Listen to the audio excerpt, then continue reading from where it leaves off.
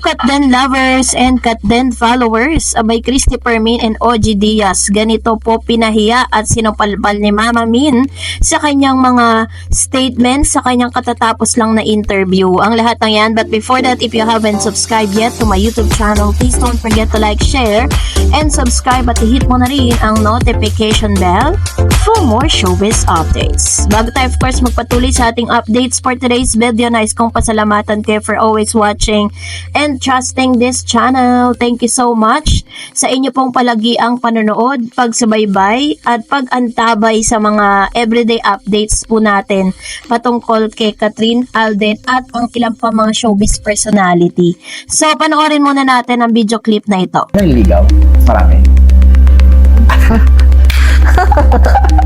Siyempre naman, ang pangit ba naman na anak ko kung wala maliligaw? Saka diba? single naman siya. Yeah, oo. Yan ay ilan lamang sa mga statement ni Mama Min sa kanyang katatapos lang na interview with Mr. MJ Felipe sa On Q.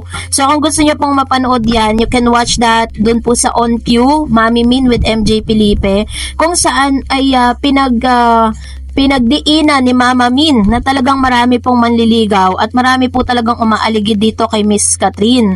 Sinabi niya rin, tahasan niya rin inamin na single si Kathryn Bernardo na bagay na taliwas doon po sa mga inilalabas ng magkabilang showbiz channel na si Christopher Min at si Mr. OG Diaz. Ito po ay taliwas dun sa sinasabi ni OG na may boyfriend na si Kathryn. Sinasabi niya na ang boyfriend po ni Kathryn ay walang iba kundi si Mayor Mark Alcala, na bagay na hindi man tahasa na sinabi ni Mama Min sa kanya pong interview na kung sino yung mga nanliligaw sa kanya, pero ito po ay isang patunay na hindi po totoo yung sinasabi ni OG na meron nang kapartner, may jowa na si Miss Kathryn Bernardo, kasi sinabi niya single yung anak niya at maraming manliligaw. Siguro po dun sa punto na sinasabi nilang maraming manliligaw si Kathryn, totoo. Pero yung pinapakalat nila sa social media, yun po sa kanilang channel na may jowa na nga si Kathryn, yun po ang hindi totoo.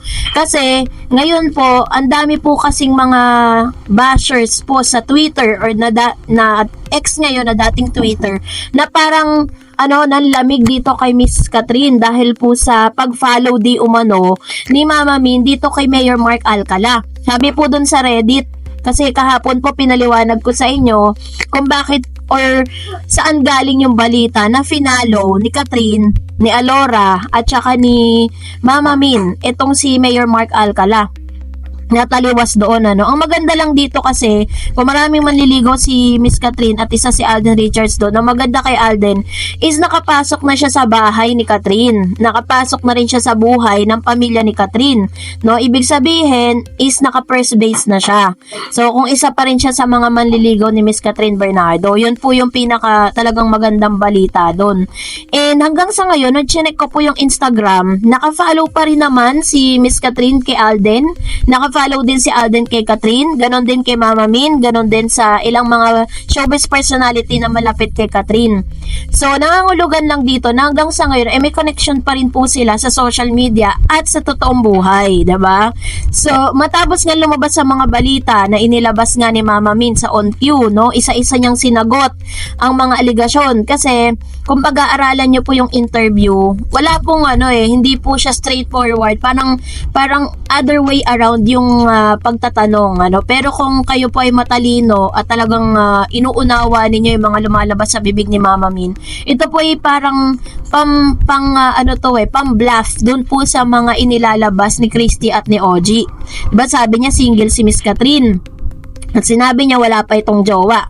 So ngayon, ang paliwanag, bakit po sinabi ng ilang mga tao sa Reddit at sa X na pinalo ni Mama Min si Mark Alcala, Mayor Mark, tapos pagkatapos magkagulo ng mga tao sa Twitter at sa Reddit, ay bigla na lamang nitong in-unfollow. Ang point of view ko with regards to that, ang sabi ni Mama Min sa kanyang interview, lahat po ng mga manliligaw niya is talagang si Mama Min po is isa sa mga talagang parang kinikilatis niya. So bilang isang ina, syempre, pasukin mo yung Instagram, 'di ba? Nito pong taong nanliligaw sa anak mo para at least ma-check mo kung anong klaseng tao siya kasi doon po lahat makikita sa everyday living niya. Although syempre may mga filter na diyan na parang hindi lahat nilalabas sa SOCMED, pero nagkagulo na po lahat 'di ba? Pagkatapos nun, tapos nagkaroon pa ng intriga nung in-unfollow. Siguro na-realize at nakita ni Mama Min na parang hindi magandang naging dating nito sa mga fans si Catherine, kaya niya ginawa yun. Pero wala po ako nakikitang masama kung i-follow ni Mama Min ang lahat ng mga manliligaw ni Catherine para lang po talagang mabantayan at makita niya kung paano ba talaga ang pamumuhay nitong taong ito, kasi personally hindi naman talaga nila kilala yan.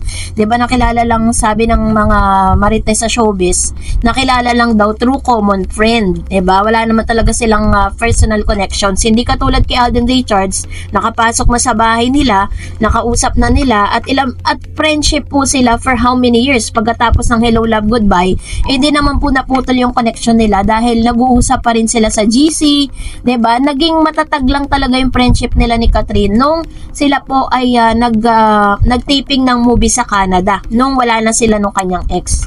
Kaya yun po yung isa sa mga masasabi nating mapapanatag tayo, no?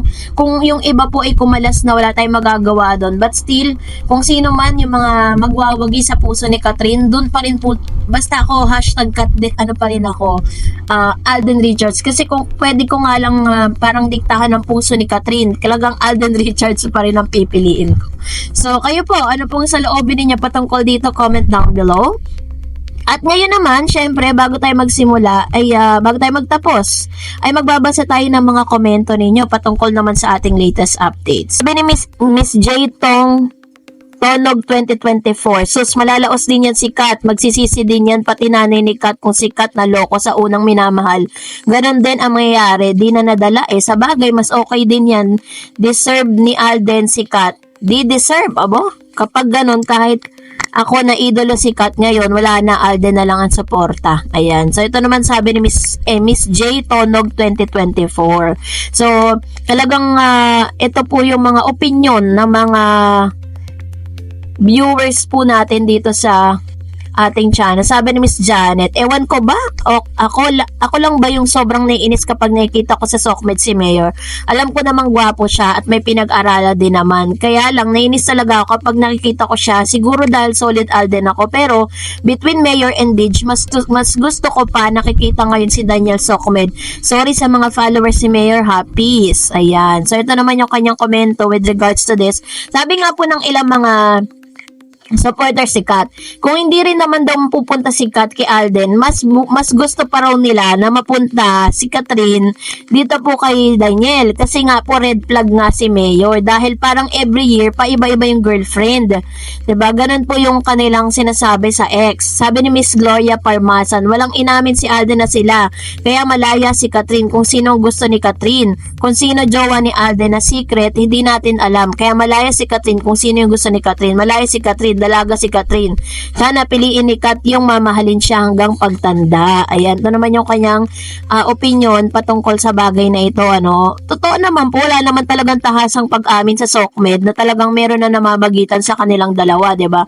Pero sa mga galawan po nila, mauunawaan natin, maiintindihan natin bakit po pilit nilang sinisikreto, 'di ba? Yung mga pagkikita nila, yung mga selebrasyon na kung saan nandun si Alden, bakit kailangan nilang isikreto kung talagang wala pa rin talaga namamagitan? Pero syempre, ang pinaka-legit dyan, kung magsasalita na mismo yung mga taong involved. Sabi ni Miss Janet, base dun sa isang post na nakita ng mga screenshot, is hindi naman si Mami Min or Catherine ang nag-follow dun sa Mayor. Si Mayor ang nag-follow kay Mami Min.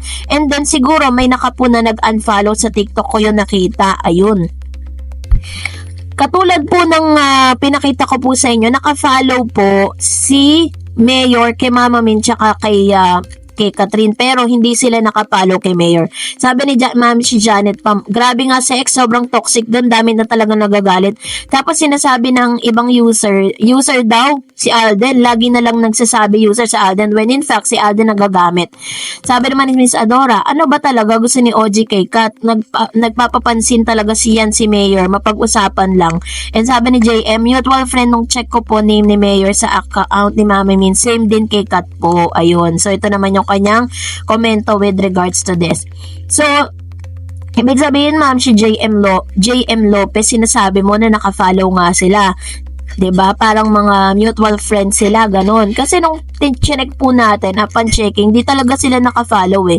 Sabi ni Miss Lucia Galagate, hay nako, pinapabango lang nilang name ni Mark na yan kasi malapit ng eleksyon. Sabi ni Serenato, here's the catch, nakapollow kagabi tapos morning naka-unfollow na. As for me, ginagamit lang ni Mayor as decoy for this issue.